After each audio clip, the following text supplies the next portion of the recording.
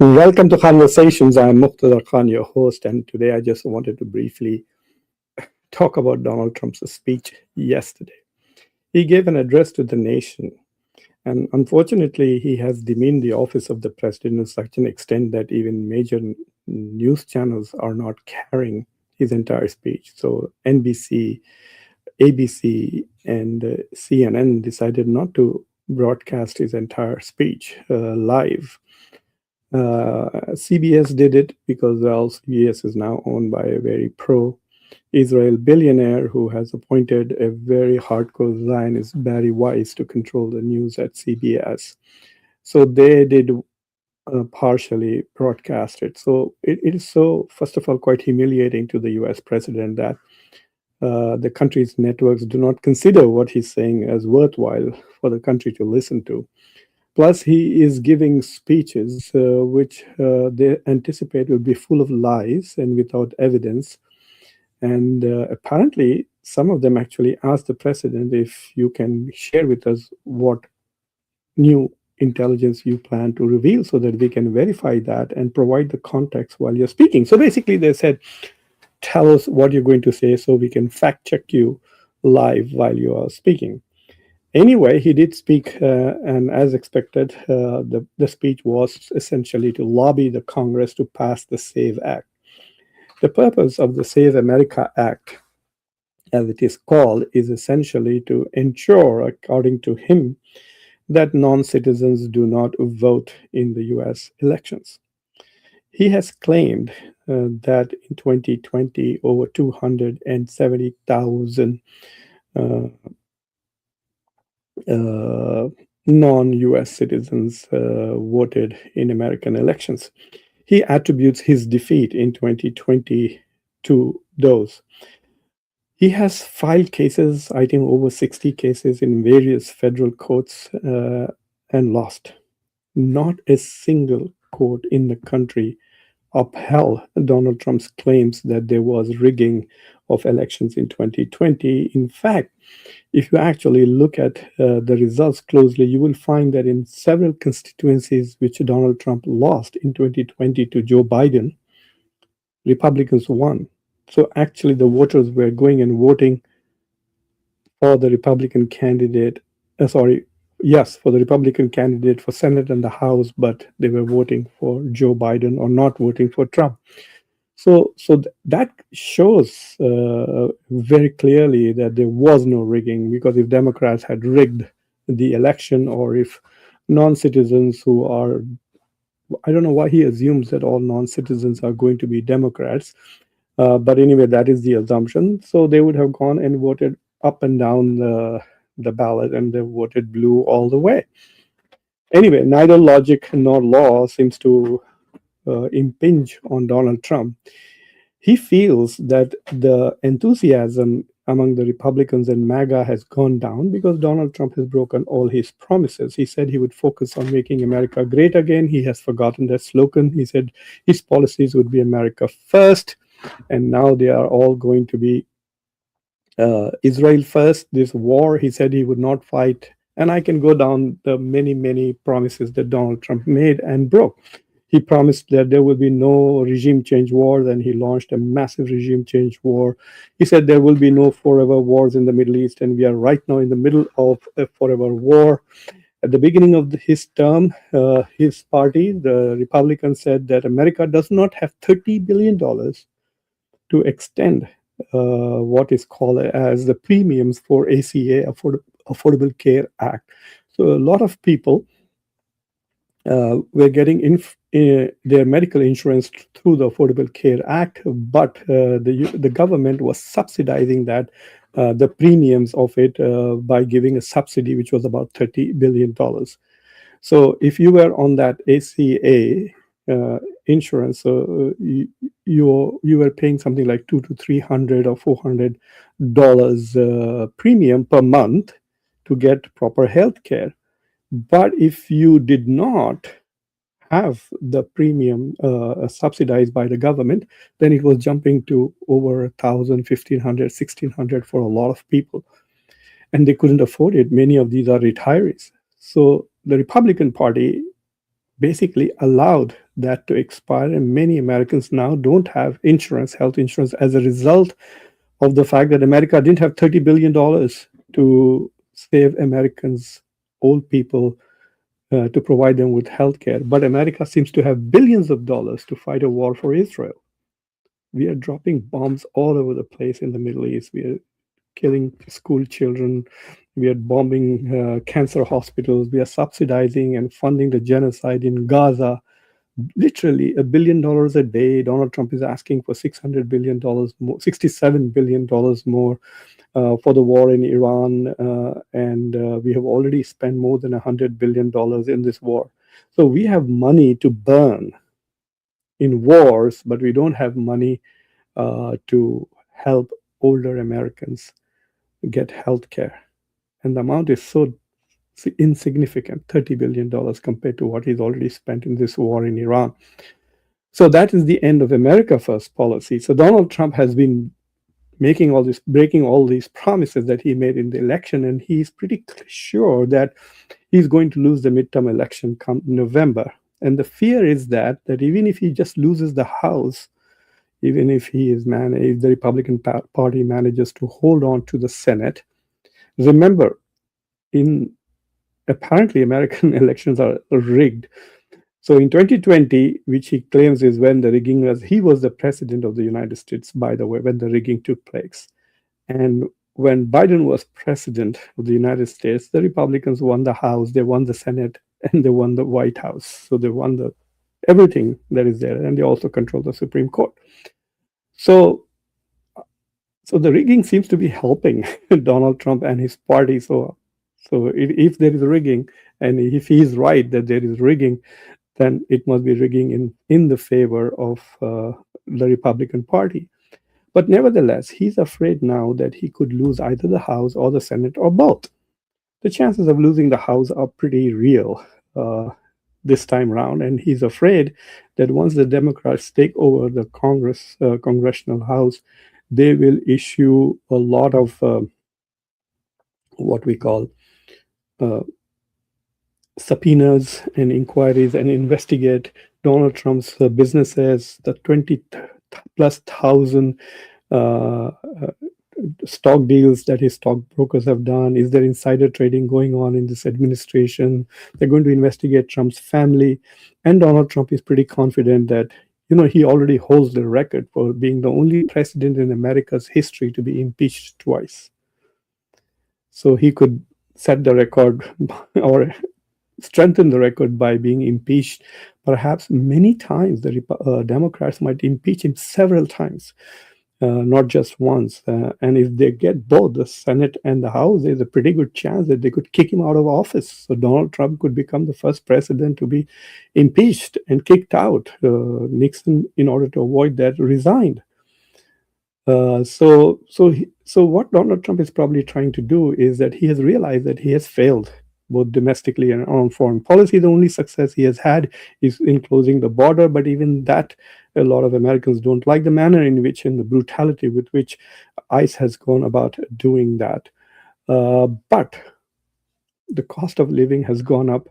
There is inflation. As of now, the price of oil has gone back to $89. So clearly, once again, the gas at the pump will be above $4 by, if it is not already there today, it will be there tomorrow.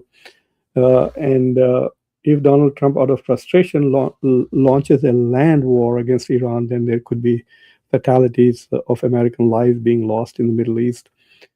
So basically, he knows that on foreign policy and domestic policy, he's failing. And so voters are not going to vote for him on any of his policies. His performance is an F performance.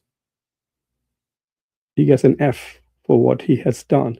He knows that. So he's trying to rig up this passion, and the MAGA cry, they just go mad and foolish, like making these false claims. Like in India, for example, Modi made this claim that if Congress wins, they will steal your jewelry and Mangalsutras. This is what Modi was saying and driving voters, because he had nothing to say. Look, I made your life better. I created jobs for you. I brought down inflation. If you don't have any good governance achievements to then you resort to hatred and fear mongering. And so this whole speech is about generating this fear that immigrants are coming here, and illegal immigrants, and they are voting in, and making sure that the Democrats win, who then allow more immigrants to come in, etc., etc. So that is the logic of his entire speech. So he wants to drive them all crazy, nuts. They are nuts and crazy anyway. Most of his voters, they have to be nuts and crazy, because he promised to, on day one, to unveil Epstein files. He hasn't done so until today. He did not do the JFK files. He's just been breaking promise after promise after promise. This administration has become a protector of pedophiles. I mean, they've clearly said that if they unleash this, then some of his friends will be in trouble. So he's friends with these pedophiles. And so, whether it's Epstein's files, whether it's foreign policy, whether it's dealing with inflation, none of that he has been successful. So what is left for him is hatred. So he's going to try and generate some hatred and enthusiasm uh, among his base, so that they come out and vote for him in the coming November elections. Otherwise, he had nothing. He's claimed that China has hacked. No, most of the data that China probably has about American voters is easily available. Either you can buy it from certain organizations which collect data, or a lot of it is on the website. If you go to many of the voter lists, you can see that some of them are easily available on the website. And there is no evidence of, look, every country which is a major power tries to influence politics and elections in other countries. The US does it all the time. Okay, so the US has intervened in many countries and their elections quite often. Donald Trump is, for example, intervening in the judicial system in Israel, and he was putting pressure on the president of Israel to forgive Netanyahu and save him from going to jail. He's trying to destroy the International Criminal Court because they've issued an arrest warrant for Netanyahu. He's also afraid that they might issue an arrest warrant for him for the war crimes that might be committed by the US military in Iran. Well, there's no case at the moment, but that is the fear. That's why Rubio is out to destroy the International Criminal Court. But what is also interesting is this, that he has realized that he has failed as president of the United States.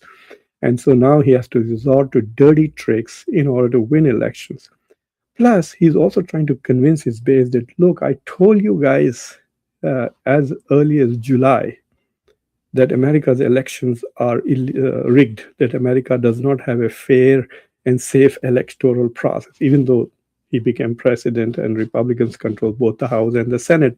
But I can tell you, people who generally vote for Donald Trump are stupid and dumb enough to believe that the election is not safe and it will be rigged. How can it be rigged? You are the president at the moment. You have the Department of Justice. You control the Congress. Your party controls the Congress. There are no checks and balances in this country anymore. Maybe the Supreme Court a little bit. So I think the scary part is that if he sees that the Republican Party has lost elections in November, he is going to reject the outcome of that election. And he's going to say, oh, it has been rigged. I'm the greatest president on earth. Look, the economy is so high. And he's going to just assume that everybody in this country are idiots. And so he will say that, oh, the inflation is down when we know the inflation is up, and things like that. And he's going to simply say the election is rigged and we will have a major constitutional and political crisis on our hands. And this is where the Republicans, we will see whether the Republicans care more about, if the Republicans care more about Donald Trump or they care more about the country. Will they destroy America's democracy to protect the corrupt practices and policies and actions of Donald Trump and his family? I was reading reports today that the Iranians have told privately to J.D. Vance that Steve Witkoff and Jared Kushner, even during the negotiations with Iran, were trying to make personal profit. Everywhere they go, they were protesting in Albania to kick out Jared Kushner because of his corruption there. Even with Gaza, They are trying to steal the land from Palestinians and sell it for real estate development. They're just not satisfied with the billions they have. They want to make, I guess, trillions of dollars while Donald Trump is president. His family, his friends, and his cronies. And to do that, they want to destroy American democracy. And this speech of Donald Trump was designed to delegitimize American elections. There is absolutely no evidence that the level of corruption and rigging that Donald Trump was alleging in his speech exists. None of the American courts have upheld any of these appeals. They've just found no evidence. And even Donald Trump did not provide any evidence for the claims that he made during his speeches. There is a very interesting exchange going on between Caitlin, the CNN reporter, asking the White House spokesperson if they would share. She's saying that, look, Donald Trump has been president for more than 500 days. If there have been all these illegal practices taking place in America, in elections, etc., then why have there been no arrests? And why have people not been charged with crimes? Why is Kash Patel not going around arresting people saying, oh, they committed election fraud, oh, these people committed election fraud? They should be arresting them, right? They can't because there are none. There's no evidence. There are no people to charge cases. It was interesting to watch the White House spokesperson dodge the questions from CNN. Because even she knew that there is no evidence, and the question was very powerful. Donald Trump has been in office for 540 days, or some about roughly that. And if there was election fraud in 2020, that's what he's talking about, not 2024. If there was election fraud in 2020, why didn't his FBI investigate and go out there and arrest people who committed those frauds? This is very sad. And this trend is going to go everywhere. We see these same practices in India with the SIR, where ruling parties are destroying the elections and the legitimacy of the elections by disqualifying, literally, in India's case, nearly 9 million voters were not allowed to vote in the last election. And then the Prime Minister is very happy that he has won Bengal. And the same thing Donald Trump is trying to do here. He's trying to use various methods. The Save America Act will make it very difficult for poor people to vote, and for people who live in rural areas also to vote, and other parts. So that's the point. It is voter suppression tactics. And because they know that their policies are not going to appeal to a vast majority, because they are designed to help very few people get rich.